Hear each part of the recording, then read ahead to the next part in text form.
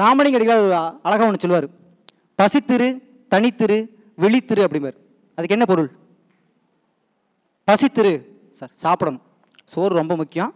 படிப்பு முக்கியமா, சோறு முக்கியமானு கேட்டால் சோறு தான் ரொம்ப முக்கியம். சோறு கொடுத்தா ஒரு சட்டி திம்பாங்கிற மாதிரி சோறு தான் முக்கியம். சரி, அடுத்தது என்ன சொல்றாரு? பசித்திரு, ஓகே.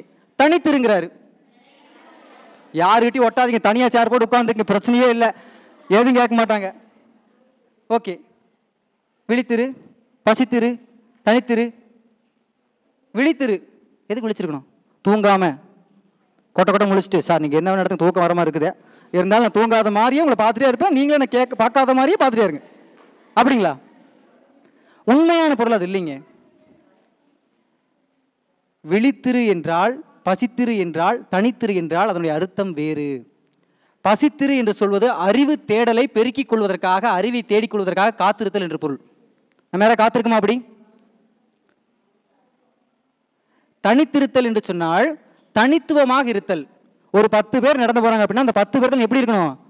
ஏய், இவன் இல்லப்பா, இவன் இந்த மாதிரி வேற மாதிரி கேரக்டர், இவன் ஒரு நல்ல பையன், நல்லா படிக்கக்கூடிய பையன், நல்லா சிந்தனையாக இருக்கக்கூடிய பையன், நல்லா பேசக்கூடிய பையன், நல்லா பேசக்கூடிய பொண்ணு அப்படின்னு தனித்திருத்தல் வேறு, அந்த தனித்திருத்தல் வேற.